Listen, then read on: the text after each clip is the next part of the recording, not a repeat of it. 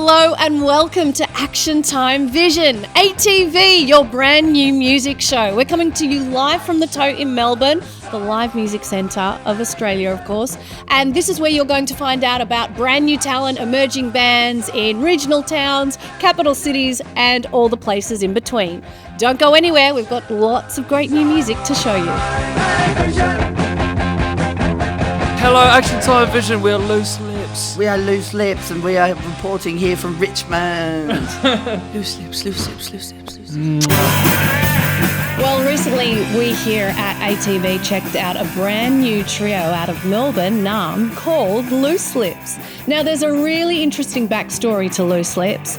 The band features on guitar Josh from the Chats. Also features another guy out of the UK called Ethan, who's recently moved to Melbourne. He was in a band called Chubby and the Gang, a kind of punk rock type outfit. And on drums is Nadine Muller, possibly one of the hottest drummers in the land right now. She is the daughter of Dean Muller from Cosmic Psychos, and God, can she hit those skins and sing those songs. The sound of Loose Lips, a very 50s rock and roll-esque, you know, there's elements of Ronnie Spector in there. I'm talking like the Chevelles and the Ronettes, but there's also some real great garage punk rock sounds. Really great trio. Look out for them, Loose Lips. I give this particular gig at the Odie in Richmond 5 drumsticks out of 5 drumsticks.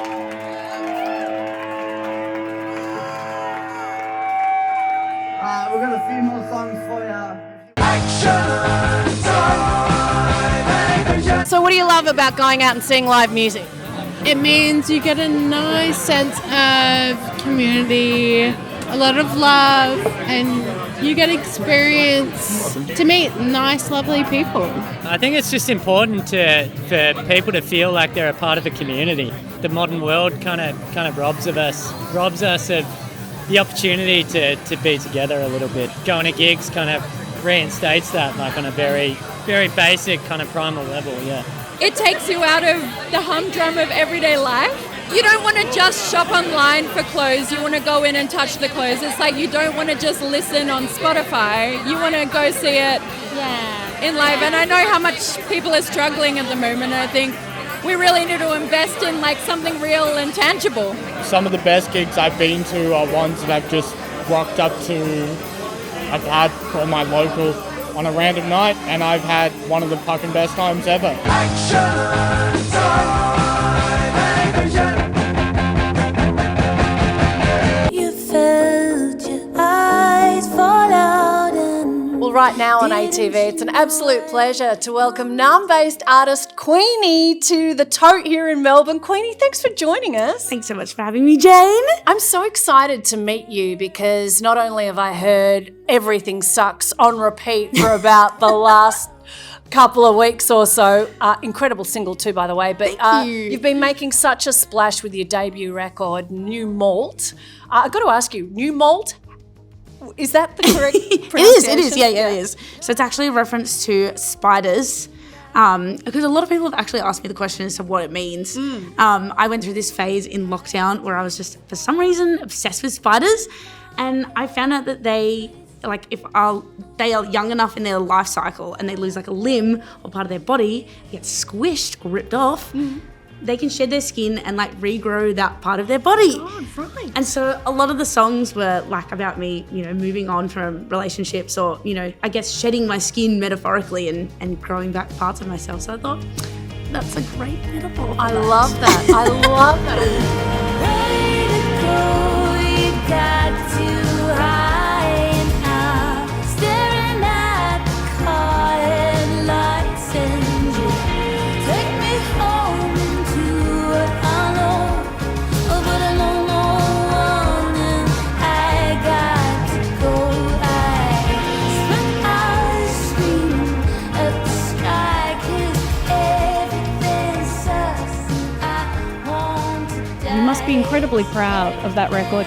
Tell us about the process of recording that record. Was that just getting out other layers of that relationship pretty much? Well, maybe 2 relationships. I was just squeeze a couple in. All right. Yeah. 3 maybe. Wow. Okay. You know, she was busy after 2020. Let me tell you, she was busy. How important is live music and going and seeing live music to you? The most important.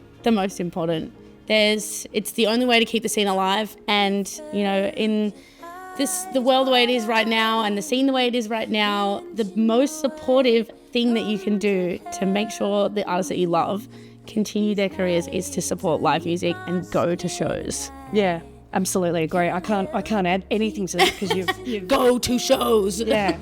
And it's funny when we're all locked down and we couldn't go out and we couldn't make those connections and we couldn't meet those people. Mm-hmm. We all felt like we had a limb missing. In a sense. That's exactly right. And music is such a huge foundation for social relationships and so many things that people don't even think about, like film, when you're on hold music, there's so many elements of your life when you jump in the car and you put a song on just to get to work. There's so many times that music is just like the backbone of so many things. And so without going to live shows and supporting those artists in the live sense, it's so hard for artists to keep doing what they're doing. Yeah. So it's super important.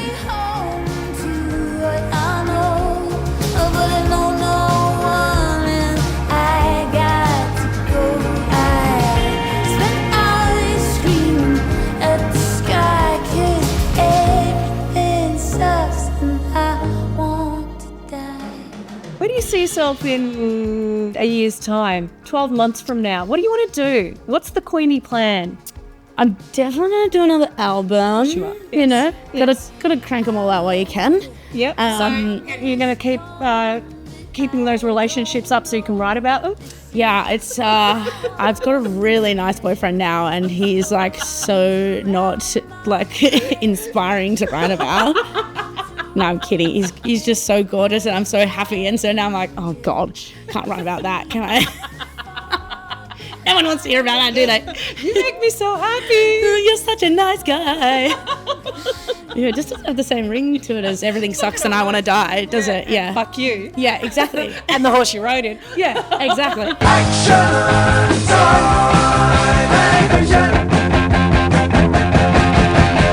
Fans of Amyl and the Sniffers will be pretty ecstatic to know that a brand new single has just dropped. It's called Big Dreams.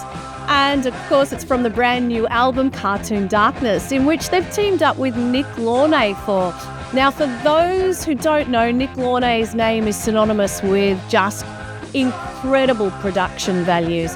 This is a guy who, right throughout the late 70s and 80s, has produced some of the biggest albums for some of the most incredible bands in the world ever, ... I'm talking about Nick Cave and the Bad Seeds, The Birthday Party, Models, In Excess, Midnight Oil, and more recently artists like Arcade Fire. He's a huge fan of Amyl and the Sniffers, and they're obviously big admirers of his work. And I know for this particular album, Cartoon Darkness, he really wanted to show, I guess, all facets of Amyl that we know and love. But in this particular single, Big Dreams by the band, it's really nice to hear Amy singing in a more ballad-esque style. We know and love her shoutiness and her kind of aggression in her lyric writing, but this is a really nice contrast. There's a little bit of shade, light and shade, in fact, in this particular single, and I just love it. The video for this as well is pretty cool too. It's got the band, which looks like somewhere like the Mojave Desert, or probably somewhere in dry, arid LA somewhere on bikes, and it looks like they're having the time of their life. Highly recommend this one, Amyl and the Sniffers, Big Dreams. Action time, action.